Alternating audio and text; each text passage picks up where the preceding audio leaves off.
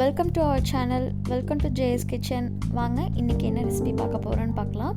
இன்றைக்கி ப்ரௌன் ரைஸில் தக்காளி சாப்பாடு பார்க்க போகிறோம். அதுக்கான இன்க்ரீடியன்ஸ் என்னென்னு பார்த்துடலாம். அதுக்கு முன்னாடி நம்ம சேனலுக்கு மறக்காமல் சப்ஸ்கிரைப் பண்ணுங்கள், பெல் பட்டன் கிளிக் பண்ணிடுங்க. ஸோ ஒரு குக்கரில் தான் என்ன பண்ண போகிறோம். குக்கரில் வந்து oil, coconut oil 2 table spoon, அதுக்கப்புறம் வந்து நெய் 1 டேபிள் ஸ்பூன், அதுக்கப்புறம் வந்து ஸ்பைசஸ் எல்லாம் நம்ம போட்டுக்கலாம். பட்டை, கிராம்பு, கடல்பாசி, 2 ஏலக்காய், அவ்வளோதான். இதெல்லாம் கொஞ்சம் பொரிஞ்சதுக்கப்புறம் நம்ம வந்து ஒரு 3 பச்சை மிளகாய், நீங்கள் உங்கள் காரத்துக்கு தகுந்த மாதிரி நீங்கள் போட்டுக்கோங்க. பச்சை மிளகாய் இல்லைனாலும் பரவாயில்ல, நீங்கள் வரமிளகாய் கூட போட்டுக்கலாம். ஸோ அதுக்கப்புறம் ஒரு கை அளவுக்கு வந்து புதினா,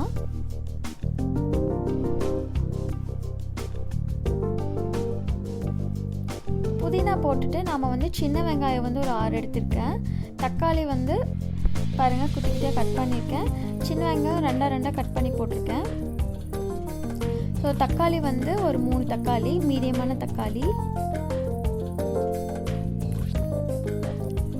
இது ரெண்டும் வந்து நல்லா தண்ணி விட்டுச்சு. இது வந்து ஒரு தொக்கு மாதிரி ஆகும். அது வரைக்கும் நம்ம வந்து வெயிட் பண்ணலாம். அதுக்கப்புறம் நான் வந்து இஞ்சி பூண்டு பேஸ்ட் வந்து ஒரு 2 டீஸ்பூன் வந்து ஆட் பண்ண போகிறேன்.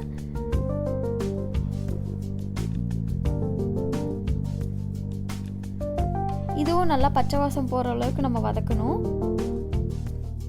இன்க்ரீடியன்ட்ஸ், அதுக்கான மெஷர்மெண்ட்ஸ் எல்லாம் நான் டிஸ்கிரிப்ஷனில் கொடுக்குறேன், செக் பண்ணிக்கோங்க.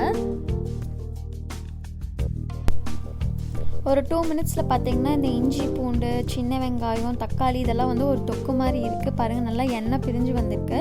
இந்த டைமில் வந்து நம்ம வந்து 2 ஸ்பைஸ் பவுடர் ஆட் பண்ணிக்கலாம். அதாவது வந்து கொத்தமல்லி பொடி, coriander powder, red chilli powder மட்டும் ஆட் பண்ணிக்கலாம்.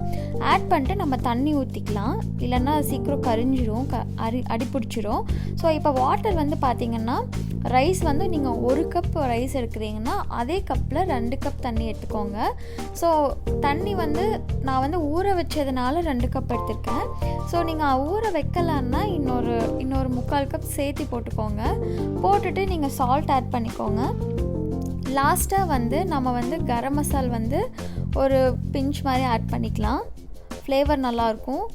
ரைஸ் ஆட் பண்ணதுக்கப்புறம்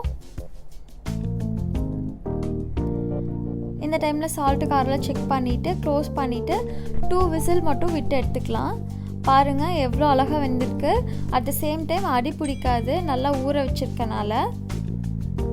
அவ்வளோதான், நம்மளோட தக்காளி சாப்பாடு ரெடி ஆகிடுச்சு, அது ப்ரௌன் ரைஸில்.